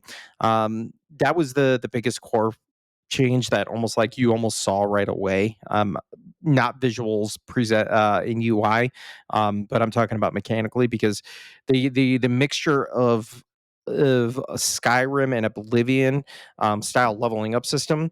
I don't know about you, but it feels more natural because when you play the original and you can only level up using major skills, it actually is to your detriment to become, if let's say you want to be a fighter, to actually take a fighter class and all this other stuff, because your skills at that point coming and leaving the sewer are already going to be higher, so now you can't level up as much, meaning you're actually cutting yourself off at the knees by building a character thematically that matches the way you want to play. So if you wanted to be, let's say, a sword and board fighter, you'd have to actually build a class around being a rogue and take all of building a race around it, to get all of those stats as low as possible, just so you can be able to level up even more in the game.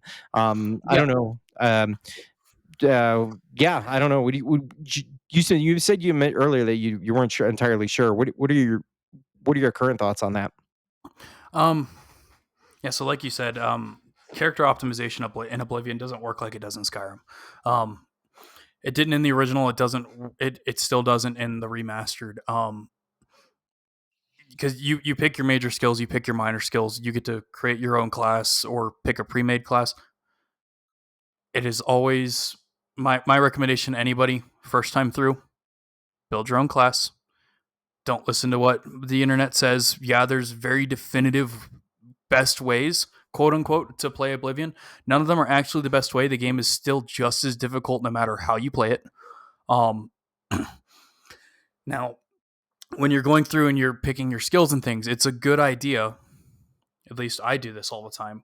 I'll put something like it could be. I might have sneak as a major skill because I want to go a little sneaky for my crit damage. Um, Obviously, you want to have blade or blunt as a major skill because that's going to be the weapons that you're using all the time. You want those to scale in damage with you as you level the skills. But I'll pick something random like mysticism, um, because if I'm going to want to slow myself down so that I'm not out leveling and outpacing the rate that I'm going through the game, I want to have those weird skills that I'm not going to level up as quickly, like restoration, because I don't actually use a lot of healing spells because of how I play Oblivion every single time. Um, I, my preferred way of playing Oblivion is actually the spellcasting method. Like in D&D, it would be like a Duskblade or Hexblade.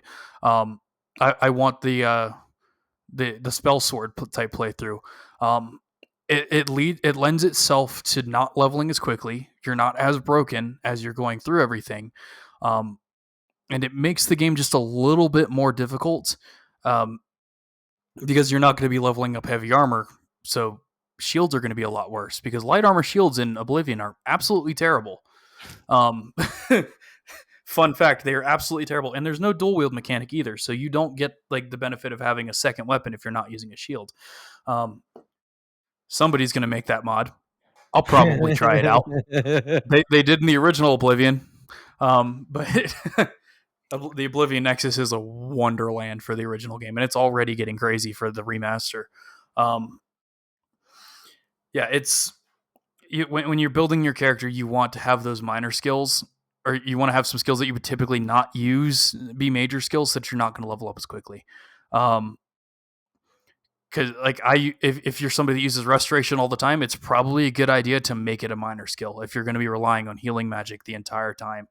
Um, just so you're not zooming through levels due to how uh, experience is gained for spells now in the remastered versus the original. Mm-hmm. Um, the original was a flat amount for per spell that you used.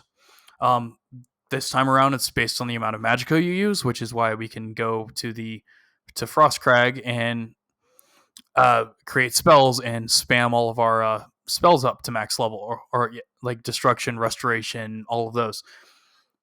You don't want to do that. Any type of exploits that you use in Oblivion to help yourself progress in level and help yourself level those skills up is going to make the game harder in the long run. Because just because you have a 100 sneak and you've got a 100 destruction doesn't mean the game's going to be easier now, because congratulations, your light armor or heavy armor skill is still the same as it was in the sewers. So you're going to end up taking way more damage in the long run, which is fine. You know, Oblivion, the original, did the same thing as well. I like how I went off on my own tangent, and it's supposed to be about leveling. Anyway, so yeah, Your fault, man. the level up system in the game. Going back to the actual core conversation, because I could go on for hours about Oblivion. It's yeah. The original game, say you leveled up your blade 5 times. You got a +5 when you went to go level up if you decided you wanted to pick your strength as a stat you wanted to level up. Now it's like 12, I believe. Yeah, it's 12 points you can put in, which is awesome unless you want to level up your luck. I would highly recommend doing at least one playthrough leveling up your nothing but your luck, because the game gets crazy weird if you max out luck. Yes, it does. I did that. Um, like I said, I don't know how I feel about it. I liked how in the original Oblivion, when I was using my skills, those were the stats that went up. But in this one, you can kind of level up however you want. You can max out whatever stats you might want, which is awesome, yeah. And you can do more multi-classy type things for those of you D&D players out there. So you're not just stuck playing the sword and board. You're not stuck just playing the mage. You can be that happy mixture of both. But it takes the difficulty out. Yeah. It really does. Like, in the original Oblivion, if you weren't sword and boarding, you were going to die. No Yes. questions asked. And this one, first of all, in case nobody noticed, you have more starting player health out the gate. Health regenerates faster, magicka regenerates faster, stamina regenerates faster. Your skills level up faster, as you stated earlier, Bob. And on that ground of things, it's fun, yeah, to kind of power level through a game, but I don't personally hop into Elder Scrolls games just to grind it all out. Not saying there's anything wrong with that. I have done an exploit of my own to max out my mercantile, because when I steal a lot of things or when I pick up expensive things, I'd like to be able to sell them for their value. But that's really about all I do. There's exploits for every stat in the game. I'm not going to get into those because there's a lot of explaining that can go into every single one of them. Bob, you mentioned the acrobatics one earlier, jumping up and down in the tunnel. Athletics, you can literally point your character at a wall and sprint into it to max out your athletics. Yep. Throw in a couple of stamina potions just to make it so you lose stamina slower than you gain stamina back. Destruction, blade, blunt, any of those can be leveled up. There's a group of adventurers that are frozen in time, or like cultists that are frozen in time around a shrine you can walk up to and hit them and constantly max out your combat stats if you want to. There's exploits for everything, but it does make the game harder. Yeah. And Oh I yeah. think the community needs to kind of talk about that more, because I've seen so many videos so far of people saying, "Oh, this is the best place to level up your blade. This is the best place to level up your sneak." Yeah, you go ahead and do it. You go right on ahead. Those people that gave you those tutorials aren't responsible for how much harder your game's going to be. Yeah, no, you're absolutely right. That's Do not power level, folks. That was something I definitely made sure not to do myself. Um, Because what is it that there's like certain breakpoints, if I'm not mistaken, at like level 10, level 16, level 26 is where it just becomes, oh my goodness, this game just became 10 times more difficult. Um, all the way through to whatever your max level is. I didn't actually check to see. Do you know if there's a max level for Oblivion remastered? I have no idea. Right now I'm level on my highest level playthrough. I typically beat the game around level 15. But my highest level playthrough, I'm 19 right now. Uh, Um, okay, the game scales, um, and this is what also where items scale as well. Level 10, level 20, level 30. that's it. Um, Level 10 and 20 for most items. Some items like the Umbral armor set scale all the way up to 30, which is why you don't go out and pick up all these awesome items as soon as you get out of the sewer because they will be that level forever. Um, just because you can pick up Chill Rend at level 1 doesn't mean it's a good idea. Just you can pick up the Umbral armor set at level 1 doesn't mean it's a good idea because it's going to be a dramatic difference on how good these items are at level 1 versus level 20 and level 30. Hmm. Yep, that's entirely true. I guess what else? What else can we talk about this game? Oh yeah, you wanted to talk about the. I know you wanted to touch base, or let's talk about the community. You mentioned it earlier, particularly. I don't remember the name of the hub for a lot of the modding here. Being the PC player that you are, I'm on Xbox, or I mean PlayStation, should I say? Oh, my partner in this venture is going to hate me for saying that. I played the original on 360. This one's on PS5. The point is, you probably are more of exposed to the modding, because there's some with like Skyrim out there, but that has to be officially supported through Bethesda. And I have a chance, I have a suspicion it's never going to happen for Oblivion Remastered on the consoles. So what's your experience been like with the community, with the modding, all of that touching point? Okay, first of all, I can almost guarantee you that the modding is going to become officially supported.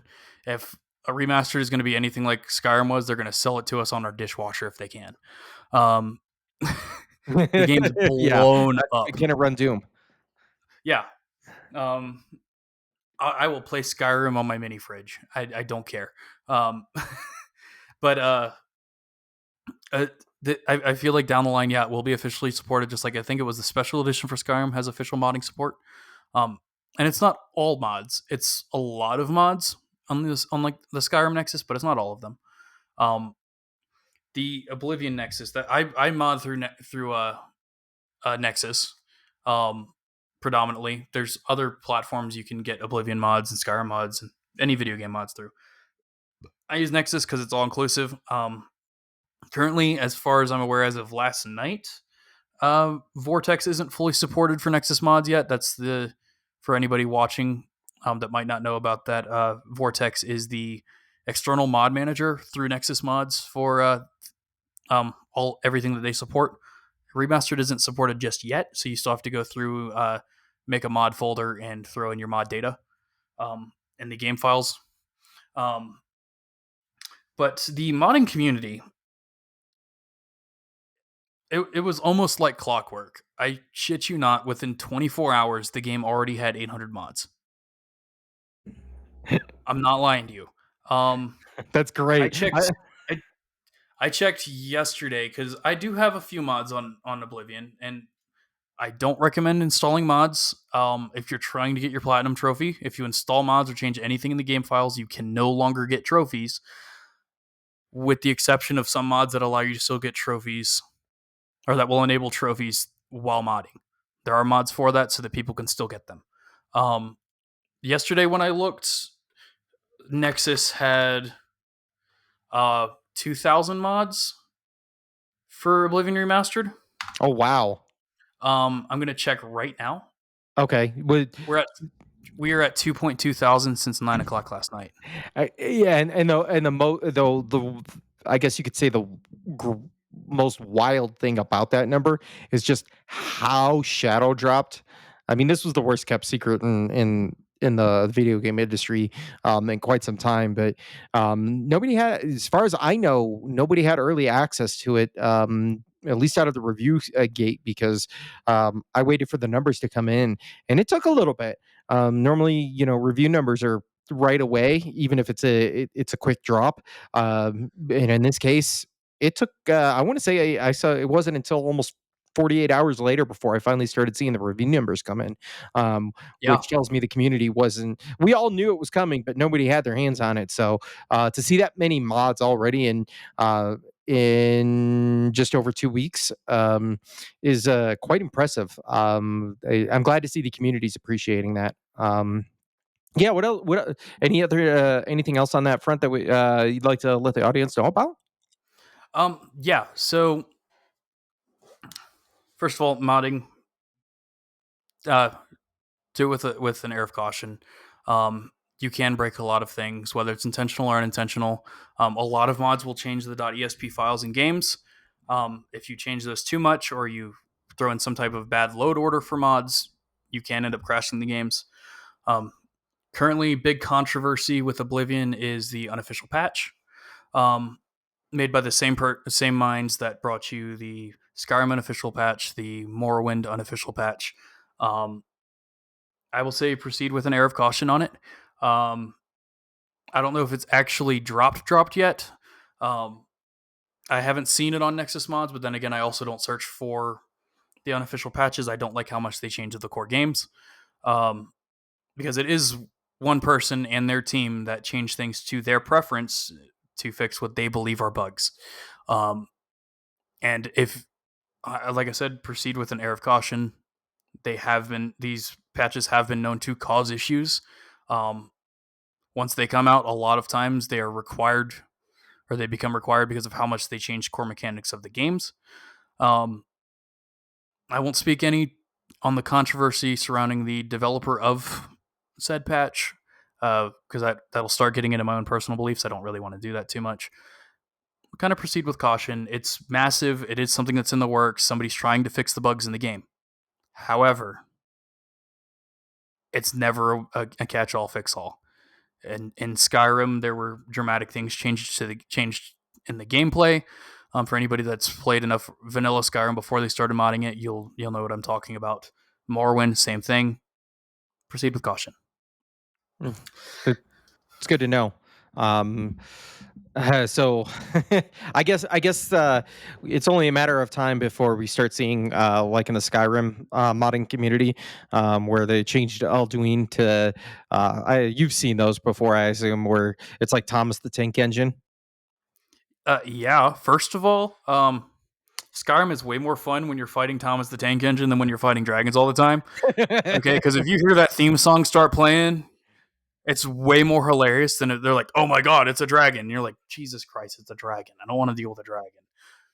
But if it's Thomas the Tank Engine, all of a sudden Skyrim's fun. I hate to say that. Like I can't play vanilla Skyrim anymore. I can't do it. I played it through Hmm. once. I can't do it without mods now. Just because, unfortunately, I hate to say it, but the modding community a lot of times can make a better game than Bethesda can. Um, I won't say that about Oblivion. There are mods that I do have installed for Oblivion. A lot of them are aesthetics because I personally hate how I build a female character and they're built like a warthog. So I I do have some aesthetic mods. I do have some weapon mods, some spell mods. I do also have bug and lighting fixes too. I don't know if anybody is out there playing on AMD hardware, but the game does, in my opinion, I've noticed. I have a 7900 XTX. It's not a 9070 XT like, which is the newest AMD card. But on launch, the game did have some stability issues at 4K with FSR on. Um, so I installed a mod that helped fix and patch a lot of that. There's a lot of lighting mods that'll help with those issues. There's stability fix mods. I do recommend those. But if you're going to install any mods, like I said, find one of the ones that lets you still get achievements, so you can still get your platinum trophy. That's solely on PC though. I'm not aware of any issues that there are on console. It's an entirely different world. Every PS5 is going to run the game exactly the same. Versus I have my PC build. Aurora's got hers. That's my wife for everybody that's listening. Um, Friends of mine have their own PC builds, and we're all going to have very different experiences on the games because of what we can do graphically with Unreal Engine 5 on our different hardware. Yeah, absolutely. UE5 is so weird like that. You see some games that are in UE5 and it just runs flawlessly, looks amazing, and then you see other stuff that is built out there and it feels clunky and shows almost looks last generation. Definitely, yeah, good call outs. I'm waiting absolutely for the day that the Emperor or Martin gets replaced by something, whether that's all of a sudden the Emperor looks like Master Chief or something. It's going to happen, and I'm waiting for the day that those videos come up. So absolutely. Yeah. So I was looking, and it looks like as of I'd have to go look back at the reporting, but it looks like as of not even a week ago, this game is already scrolled or excelled, and it's was the third best selling game in US already. But this is probably outtaken, but already a couple of million copies, which is so wild because you have a PC version, or you're playing on PC, I'm playing on PS5, yet the Xbox community is allowed to just get it on their Game Pass, so those numbers aren't going to count towards their actual sales. So then you factor in those sales or those number of engagement players. Yeah. The just I think this is looking bright. This makes, I think, Oblivion being remastered in such a way is definitely a good sign that at least at the very idea OG Bethesda stuff is still has a chance. Um, I want to propose this question to you before we start wrapping up here. Is if we could thanks to the success of this, if we could take one more Bethesda game and just get it remastered, if you had your opportunity to do that, and you said this is the one that's going to be the next one in line, um, I know Elder Scrolls 6 is, we all want it, but what would be the number one old school game from Bethesda that you'd like to see come back to the modern world? Any Bethesda game or just Yeah, Elder Scrolls? give you any of the Bethesda, man. I mean, as far as I'm concerned, they all fit together. Any Bethesda game. Jesus, there's so many. This is the problem. Oh well, if you'd like, I can narrow it down to just Elder Scrolls. Would you like to see Morrowind come back or anything of that nature? Um, if we're talking Bethesda software titles, okay. So yeah, obviously, if I'm talking Elder Scrolls, Morrowind, yeah. But if I'm talking Bethesda games in general, Mm-hmm. their franchise that I think doesn't get enough love. Bob, I know you've probably played it. I have. I would love for a UE5 remake of the original Wolfenstein. Ah, see that I could see that. That would yeah, that's got my There's brain reasons going. why today that might not happen. But if you could give me a UE5 remake of Wolfenstein, that'd be awesome. Um, what else? What Dishonored? Is Uh it huh. Doom? Is also Bethesda Softworks.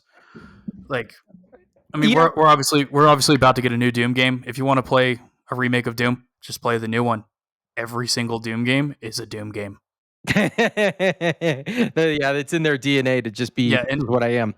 yeah, and in Oblivion, you're locked in a room with demons, and Doom, the demons are locked in a room with you. So it's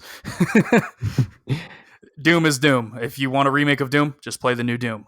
Um, or better yet, try and see if you can get Doom to run on an old Nokia phone.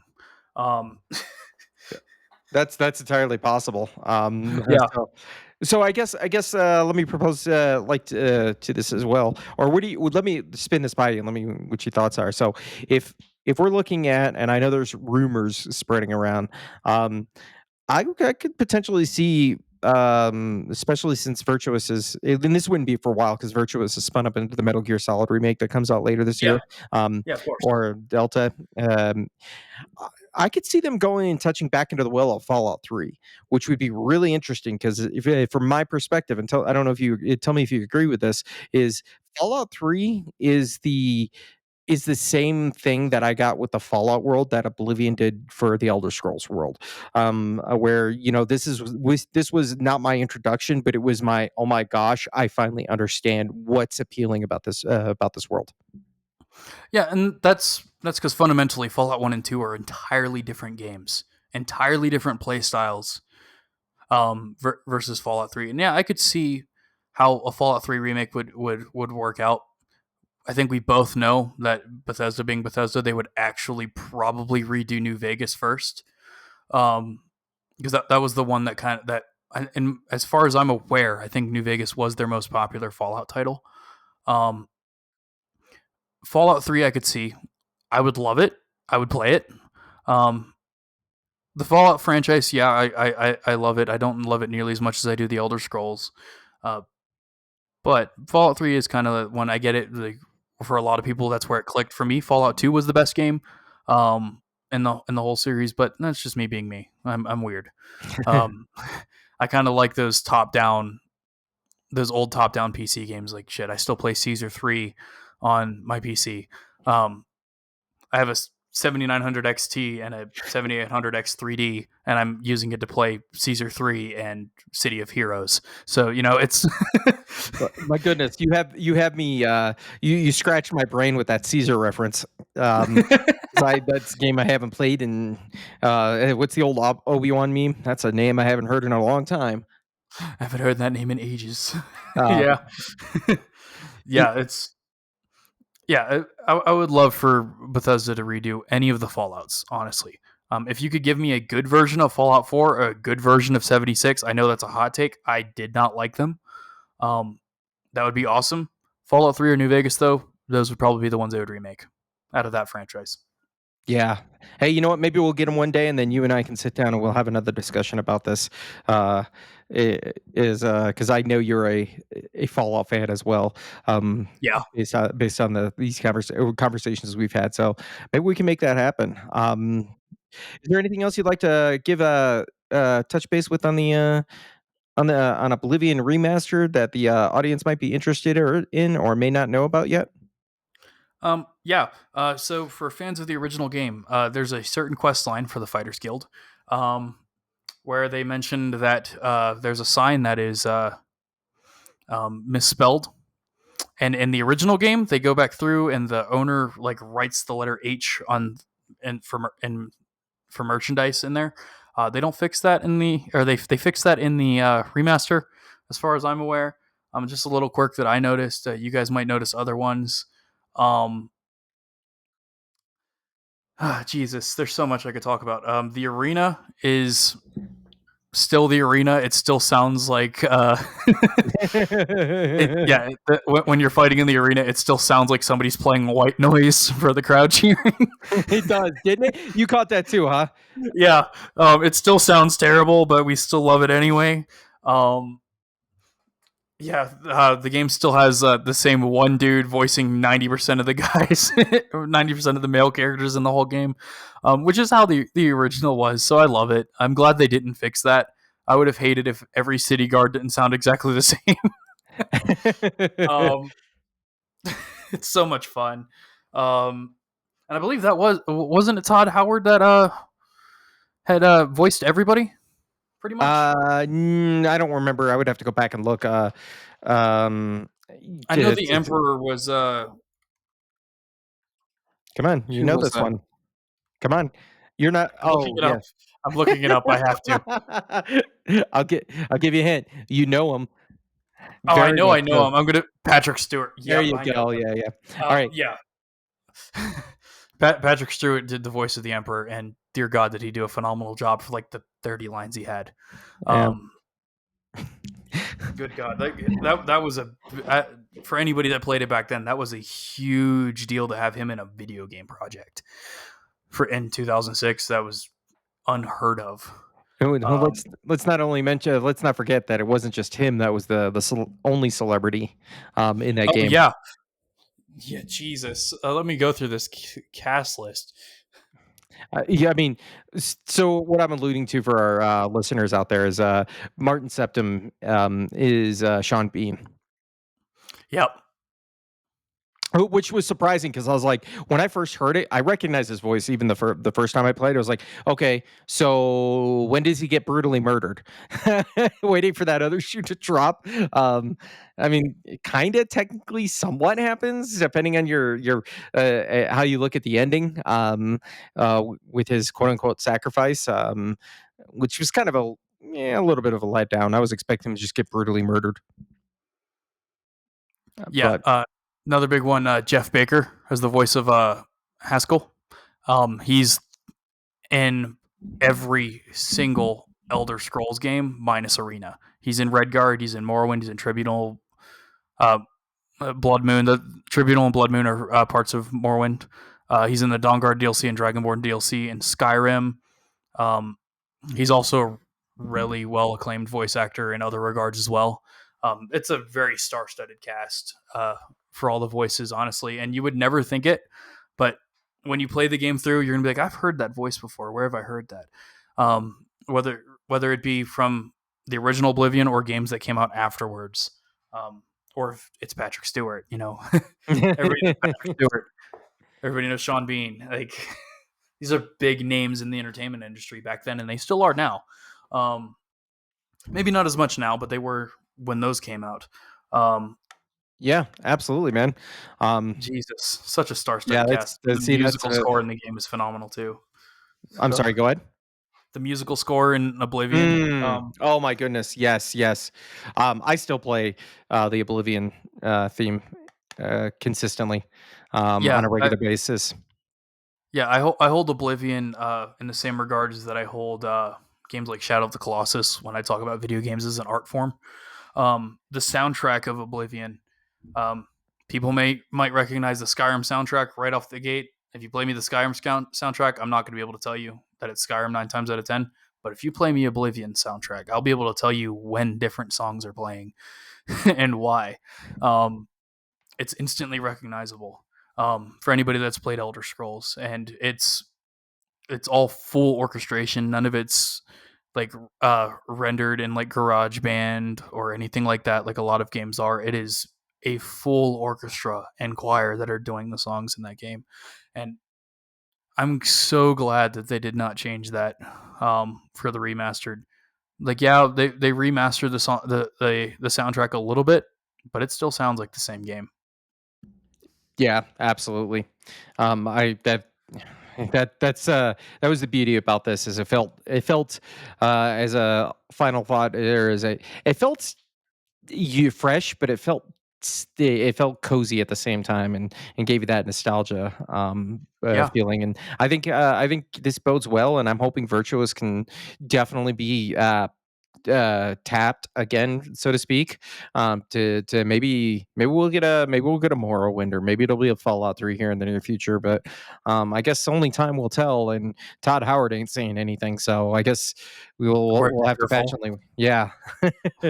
Oh my god, Daggerfall. That's so mistreated. It's such a phenomenal game. Yep. Um, Maybe yeah, we'll get that one day, and that'll be a good time for me to finally touch Jaggerfall for the first time in however many decades it's been. But yeah, yeah, it man. did not age well. But yeah, we've been going at this about 2 hours now. What do you say we get out of here and go grab a beer? Yeah, that sounds pretty good to me. Cool.